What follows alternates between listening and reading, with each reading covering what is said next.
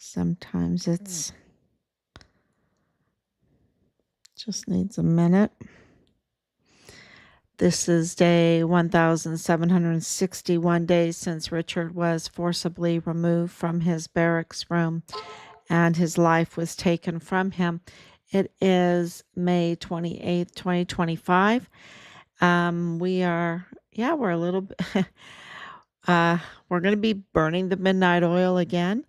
Trying to get a little bit earlier, but the information is coming in so quickly. And I just want to say thank you to those that give us heads up about the um, what the suspects are doing, the ones that are worried. We're over the X. I can tell you. Yeah, let's see if I'm on. Let's see if I'm on and you can hear me. Okay. There it is. Okay. So, on this day, 1,761 days, that's a long time every day to be doing this and investigating but we have uncovered things that we never ever dreamed of. And so those that are the suspects, the prime suspects in the murder and cover up, really targeting um, Richard, the murder of Richard, the covering up of Richard's case, they're very, very active lately. Well, they've been active because we have breaking news every day, breaking news. And, so their playbook, which is very evil, is to obstruct, interfere, create false, unreliable sources and witnesses, to uh, intimidate, threaten, harass, um, forgery, impersonation. I mean, all their playbook is crime, crime, crime, crime, crime. Lies, lies, lies, lies, and anything to do with lies. And so, if you want the truth, you come here. We say in the Walmart mass shooting, there were multiple shooters because evidence confirms that there were multiple shooters. Evidence confirms it, not just, going along with a fake news media that doesn't even give us the truth about the Mayella Crucius family, right? The Mayella Crucius family. That's just jaw dropping when you think of the Mayellas, Michael Mayella Jr., Alexis Mayella, Emily Mayella, Lorraine Mayella, and their connections with the Crucius family, Alexis marrying Brian Blake Crucius, having that El Paso connection when the fake news media who had this information sat on it, okay, sat on it, and did a pay for play or a quid pro quo for access for I guess the Mayellas give you some status, right, because of their criminal activity. And Michael G. Mayella being in the DA's office with Jaime Esparza, with James 2028 stamp Montoya. If you want to know why this case, which was the Walmart mass shooting, probably the most violent case that El Pasoans have had, and they didn't even go for the death penalty. And even though I say that there were multiple shooters, Patrick Crucius admitted to killing one or two. He couldn't fathom killing more than one or two. He didn't think he killed one more than one or two. Well, if he killed one, then he should absolutely be tried with the death penalty, right? Because you saw that in the video, we saw um, an execution of Alexander Gerhard Hofmann, the German national. That's who you saw at the Walmart. You saw the German national there on the floor. Cartel styled. And so there's a lot of questions in the Walmart. I was sent that they're going to have some kind of live chat about the Walmart mass shooting. That'll be very, very interesting. No, maybe someone has called me. I don't know, but we did get information about it. I don't know if we'll join. We'll see. We'll see. Because we know that Walmart mass shooting case. We know that Walmart mass shooting case. We know Patrick Crucius's case. We know it, and we could absolutely contribute to that. So we'll see. We'll see if that works out. But and why do I even hesitate? Because we are getting so much information about Richard's case right now, and the absolute mutiny and treasonous confirmations of the activities of the chain of command of the 15 plus agencies that were at that task force, right? The 15 plus agencies. It's brutal. The evidence confirms that they engaged in a mutiny against President Trump. And you know, I, I haven't said that for years and years. This is something that evidence, piecing together all of the puzzle pieces, this is what it absolutely confirms. That in 2017, 2018, 2019, 2020, the Trump administration was investigating, auditing the criminal trafficking activities, be it money laundering, be it shell businesses, these LLCs doing money laundering, these horrendous, um, fraudulent contracts with the military, contracts with the ISDs. Um, just with Walmart, he was investigating. He wanted to close down that border and vet people coming back and forth because it was bringing in so much crime into El Paso. That is on record over and over again. He campaigned on it. He campaigned on it. Not that he wants to close the border, but that the border, uh, the the open border is bringing in a lot of crime. And so, it's like you have to vet it, especially when Mexico is now tied up in strings to the CCP, to the Chinese Communist Party. When, you know, everyone knows, just a little bit of research, everyone knows that Mexico, it's like in a spider trap, okay? And these strings have caught Mexico, and those strings are the CCP, okay? And that's why you have the cartel growing and coming over with the visa. You see this in the news now. A lot of a fraudulent H1 and to H1, H2, or whatever, fraudulent visas coming over. And that is why Marco Rubio is, and someone can correct me, my memory on the types of visas, but it is all in the news right now. And that's why Marco Rubio and the Marco Rubio list, we haven't forgotten about it. It's huge news.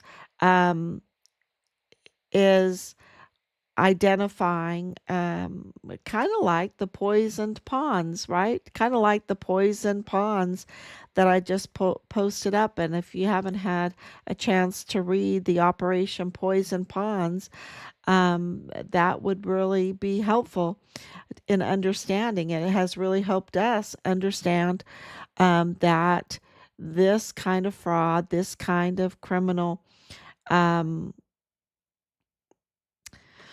network has been going on for a while with Luther Jones, with even is it Dolores Bronis of I think the judge's sister, um, and they were all caught in fraud and everything with this Operation Poison Ponds, and the lead investigator on that was FBI agent Julio Cesar Cordero. Um, it's just amazing because that tells you that this stellar FBI agent was uh, excellent in investigating and did his job and was going after the criminals. Was going after the criminals and had a long history of going after the criminals, and was given many awards, very prestigious awards for his work, for his crime busting, which is what FBI agents are supposed to do, right? And he lost his life this year, a few months back, at the El Paso ISD police hands. And, that still is being investigated. But it makes you wonder because of his reputation, because of his past, and even though he was retired, and there are narratives out there, but I know all about false narratives, so I don't really listen to them. I look at what his awards were, what he was involved in, and he was pretty prestigious. He was pretty stellar. So I can't really, um, it's kind of like stellar Richard Halliday. We have stellar Julio Cordero. And, so it tells you, or at least I ask, and our family asked, what was he about to expose? What was going on at the El Paso ISD? And it really did, because we've had some very, very bad criminal actors that have been harassing us and threatening us and saying the most vile, vulgar things over and over to us through text messages and stuff for months at a time. And we found out this one person who is just, well, she's self proclaimed has all kinds of mental problems, that she has mental health problems. Um, so, we found out she works at El Paso ISD. And so when all of this happened with Julio Cordero, um, we started looking in to the El Paso ISD. Because here he is, a stellar FBI agent. Even though he's retired, you really don't take that out of somebody, right? When you have that investigative mind, you don't take that out of somebody. You don't take that out of an FBI agent, even though he's retired. So, I just ask, what was he about to expose? What was he looking into? What was he investigating? Because I think that he was. I think he absolutely was investigating. And when I know of such a nasty individual, really a demon, I think a demon possessed individual, getting a job at the El Paso ISD, then I think that Julio Cordero, that corroborates that he must have been investigating something there. And they have a police department, and that police department has a chief. The chief of police, his name is Manuel Chavira. Manuel Chavira was response team for the Walmart mass shooting. And he got this job as uh, uh, chief of police for the El Paso ISD Independent School District, without having a police license, right? A police officer's license. He got it unqualified. Does that remind you of someone? It reminds me of Luis Rene Diaz. He's totally unqualified, right? Um, to be in the position of managing the 34th Judicial District Attorney's Office, right? Being chief of staff to usurper Bill Hicks. It just reminds, when someone is unqualified, that something is very, very wrong, that there is an infiltration going on, that there is, uh, uh, you know, um, people are up to no good. People are up to no good. Well, we found that out because there was a lot of people that were very unhappy, especially qualified police licensed individuals that could have got that job and done a much better job and were passed over, right? Were passed over. So the best qualified person didn't get the job. That's the bottom line of this. And it wasn't even fair. It wasn't even fair. There was something corrupt about it. And that's not me saying it. I'm saying what was going on in El Paso. That was like a pay for play or something with the Walmart. We know that the Walmart is a cover up, is a botched case, is a lot of crime that has not been exposed yet, and even multiple shooters that have not been exposed yet. So so we looked into who this person is. Do you know that Manuel Chavira is family to Nidal Baem? Family to Nidal Baem. Do you remember who Nidal Baem is? He's the FBI man that walked into the Dollar General, right? The Dollar General, and declared the search for Richard over, that they can take down the flyers, that they had found FBI, that he was FBI. He um, told her, which is a federal crime, that he was FBI, and that she asked, if they found him, is he okay? And he said no, he's dead. And they found his remains in Juarez, Mexico. And now, and then um, put his finger up to his mouth to make the gesture to keep quiet, to be silent. Shush. This is a secret. Why is it a secret if you found the missing soldier, right? Even if he's dead, that really shouldn't be a secret. And so we gave this CCTV footage, the video for, and this cashier, she's top of the list, y'all. She's just amazing, top of the list. And I know it's taking time, but we haven't forgotten her. And so we're just working so hard every day to get this accountability.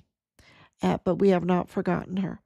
So she was very brave, and she called us up, and we did get the CCTV footage of him.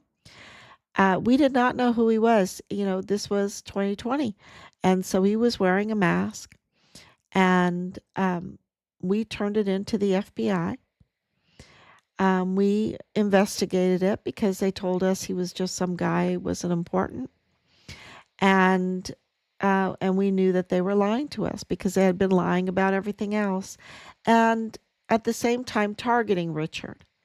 At the same time targeting the whistleblower. Of course they're going to target the whistleblower. That's their their playbook. But this is the chain of command, is now the thugs, the criminal trafficking thugs group, right? That's what they are. They are, for their own personal gain, they have joined the criminal trafficking thugs, and they lied to us about who Nidal Baem was, that he was just some guy. And it took months, but God's grace, at the right time, we found out who he was, and I called him up. I talked to him on the phone, and he admitted that that was him, that was him. Okay?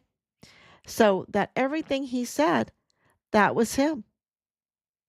Um, that Richard was dead, that it was over, that they found Richard's remains in Mexico. Um, yeah, and I've been talking about this ever since, over and over again. And here he is, close family, very close family to the chief of police of the ISD, Manuel Chavira. But it doesn't stop there. He is a Palestinian arms dealer through Western Frontier Trading and other things and other things. He's really into cars. He's really into car dealerships, right? So, and that goes to Richard's car, because we knew that they were lying to us about Richard's car. But 2020 and 2021 were absolutely insane. They were absolutely insane years. And going into, because that was an election, right? And this is all about the election. It's all about um, election obstruction or election tampering. That's why they had to target President Trump, whether you like him or not. The fact that they did it is what's so wrong. The fact that they did it is what's so criminal.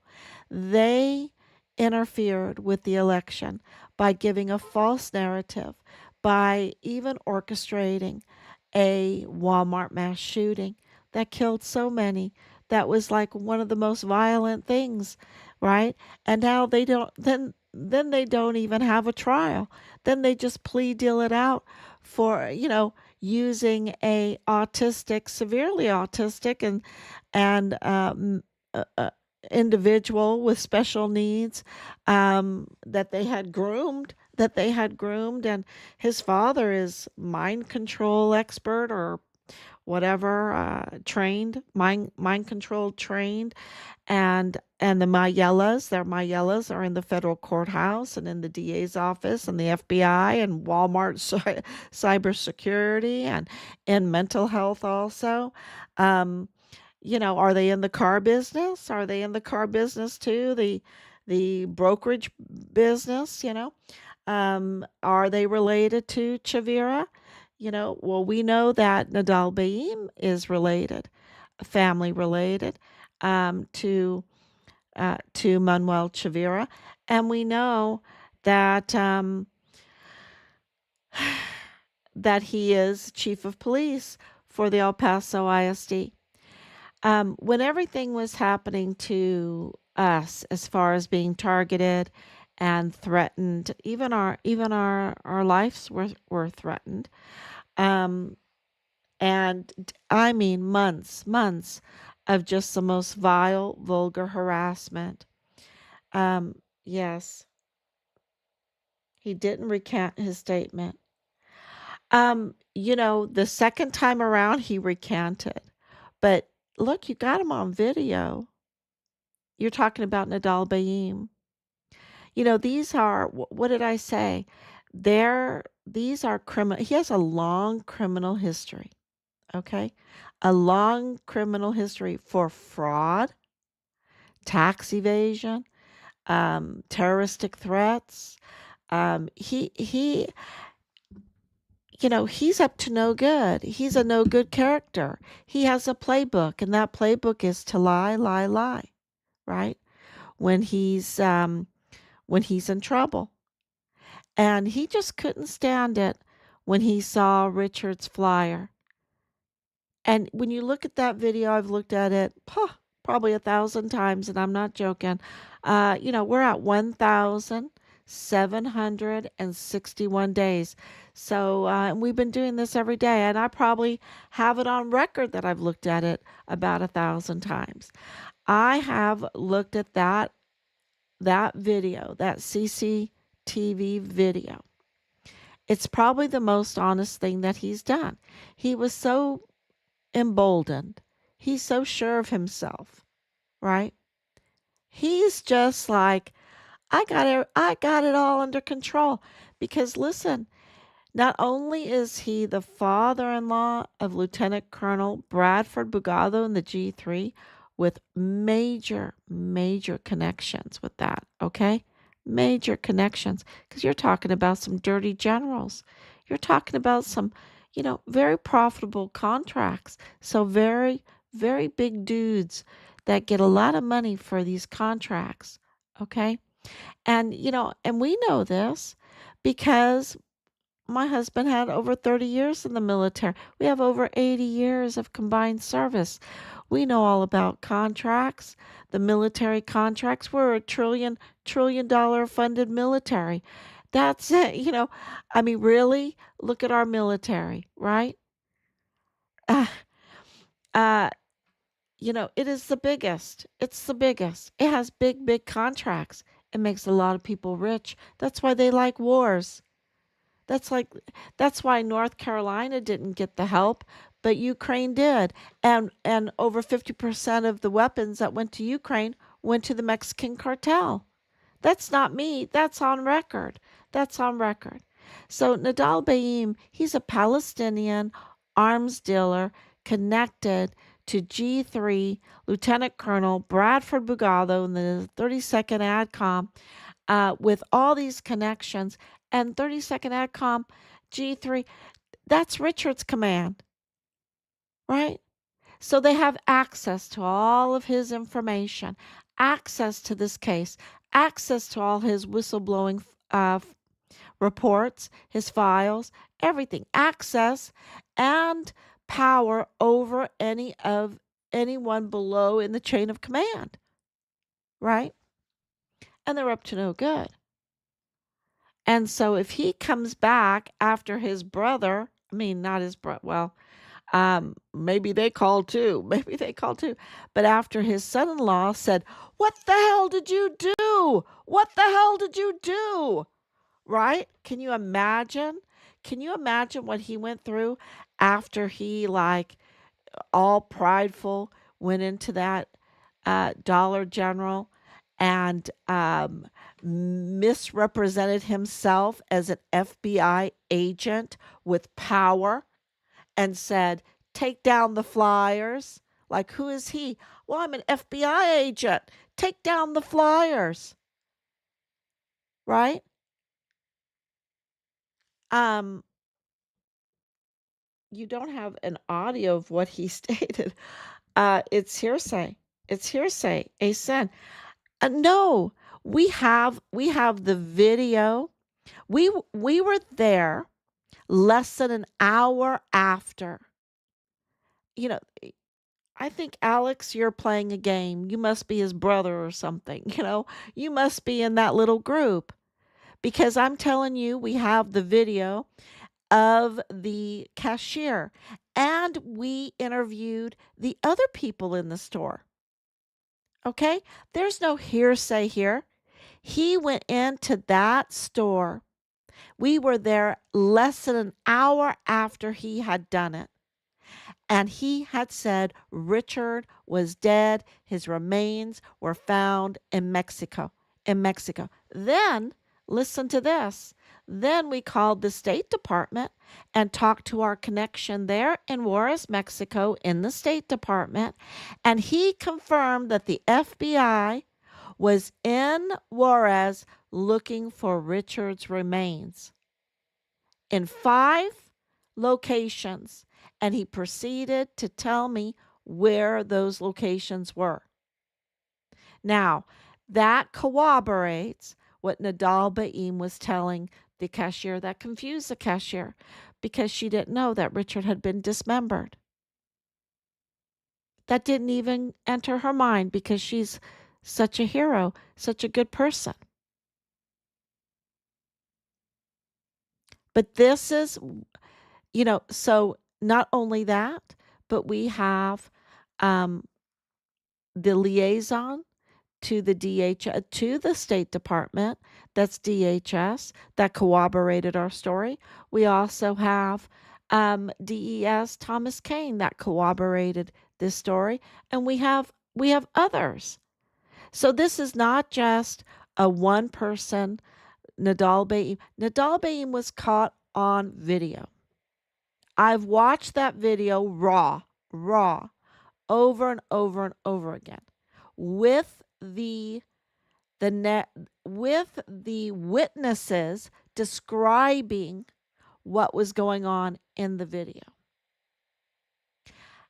I'm sure that Nidal Baem got a call after we handed that in right away to the FBI saying, "What the effing did you do?" Because they were in cover up mode, they were in mutiny mode, they were in treasonous mode. Bradford Bugado was in treasonous mode, mutiny mode. Why? Why? Because they were protecting their contracts. They were protecting their pocketbooks from the criminal trafficking, from the cars, from the whatever. It's huge. The fuel, the weapons, the parts, the car parts, you know, and Nidal Baem was trying to sell $3 million worth of ammunition to the El Paso Police Department. He's an arms dealer. He has a record. I don't have a record. I am far, I am totally reliable because I don't have a record. I am not a liar. Nidal Baem has a record of fraud. Fraud.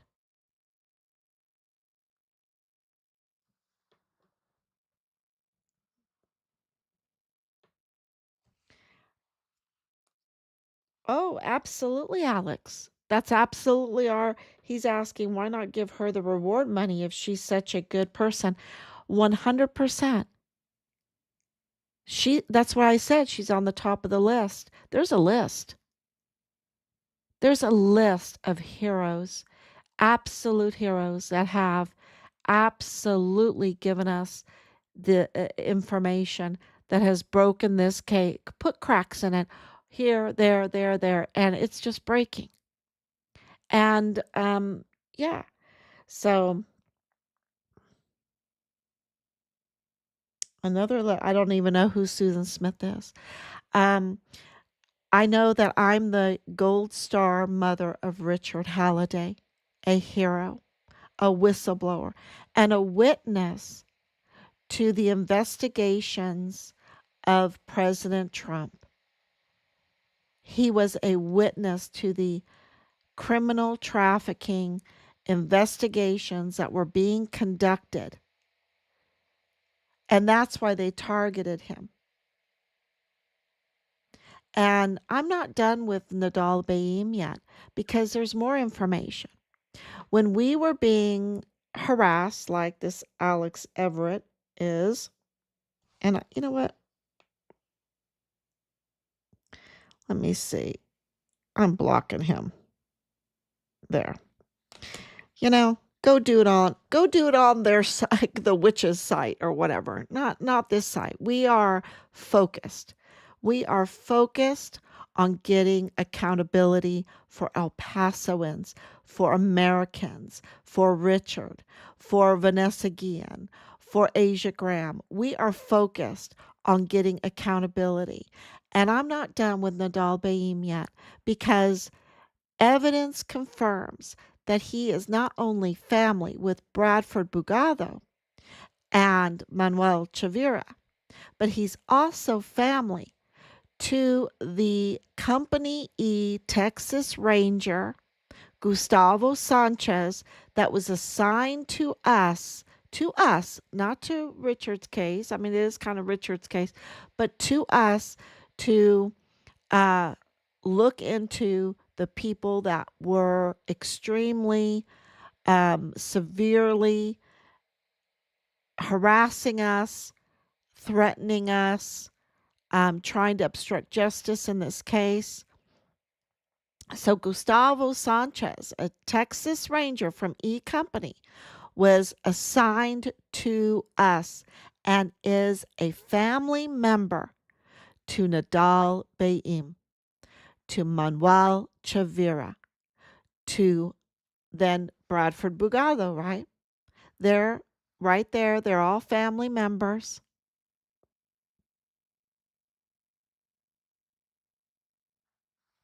He's closer. He's closer family to Nidal Baem, and it's like the three of them, right? And he's a Texas Ranger assigned to our case. Can you believe it? So it is absolutely clear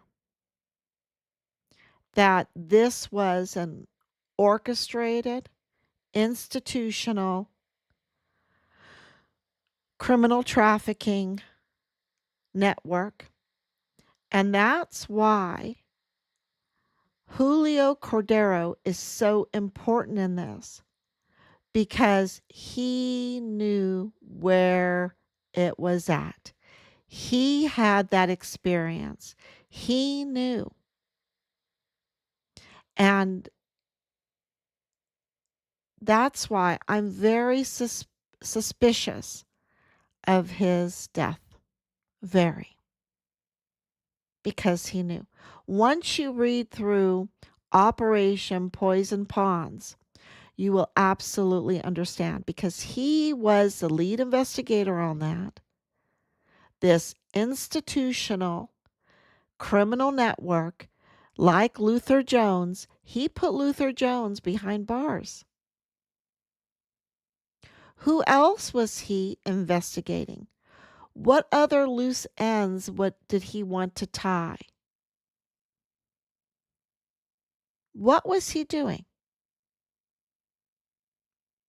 So, so this whole thing with Nidal Baem is huge, because it tells you that the treason and the mutiny that we have been saying was going on, the 44 four-star generals, remember? And I got, and so, a lot of people were very angry that I was picking on the 44 four-star generals. Well, I'm telling you, General Kelly, General Mealy, General McConville, General Garrett, Lieutenant General Sean Bernabe, Lieutenant General Donna Martin, Major General Clem Coward, very close to First Sergeant Ruggiero. Clem Coward and First Sergeant Ruggiero, ooh, woohoo, they're close together. They're close. Um, a lot of that's coming out.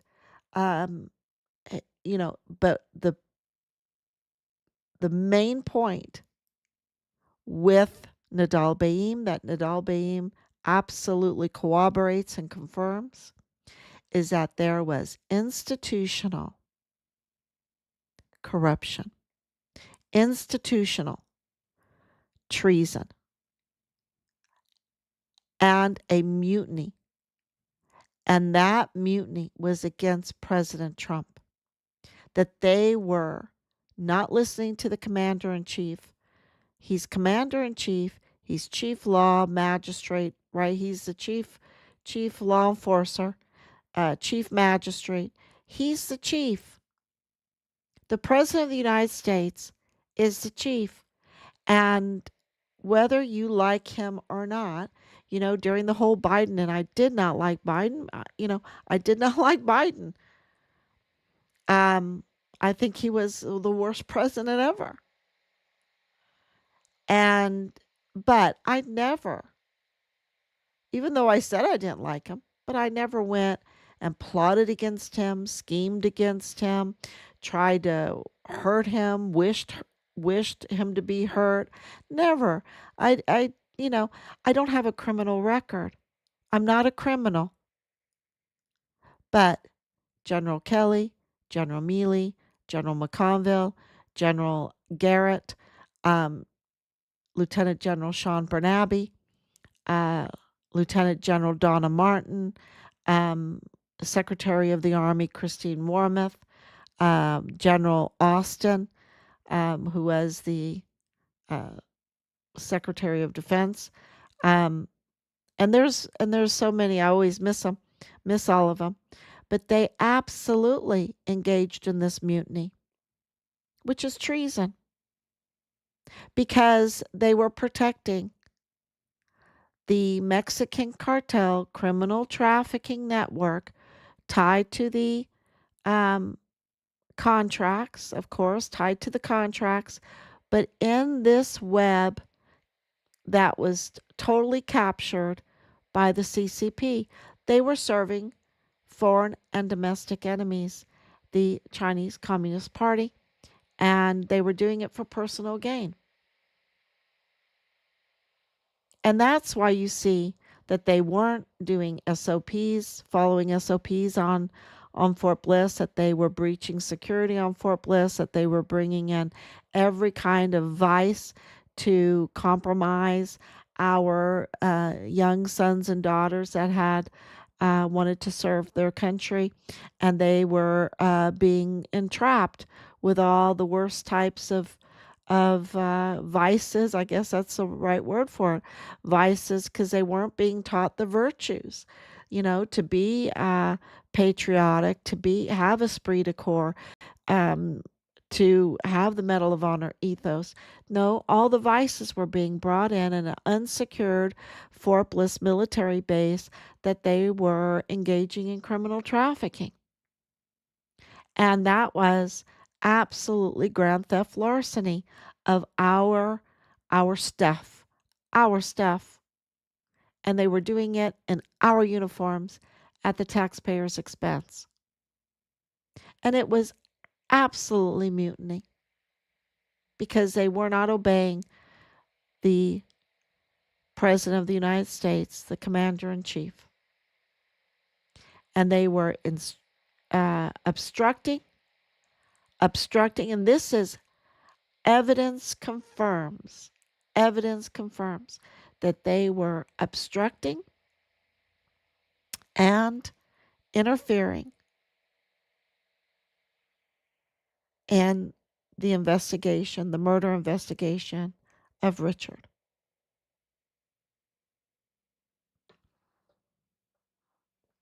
So, yeah. And we're almost there. We're almost there. I mean, um, absolutely. And if you have information that can tie this together, um, even more, because we have enough, but we need all of it, because uh, we're dealing with rogue courts,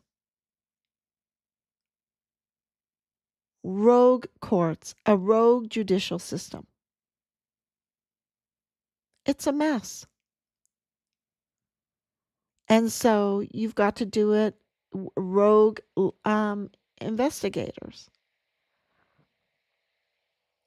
So we've been doing it, and more people are helping, and so the door is still open for all of that. So please, you can call 941-677-0060. Plenty of people are giving us information, and we're very grateful for it. Very grateful. And it's gonna, um, yeah, we'll see. We'll see if we can get accountability and get Richard's remains. We still have Find Richard Halliday, because where are his remains? What did they do with him? That's our objective, getting his remains, and holding these people accountable. And it's, can you imagine? We're talking about treason and mutiny. That's the level of these crimes. And I didn't make that up. I never sought to have that. But that's what the evidence confirms. So thank you, everyone. Thank you so much. And I will be back tomorrow, God willing. Thank you, Anicia, for your love and your prayers. Justice for Richard Halliday. Thank you so much.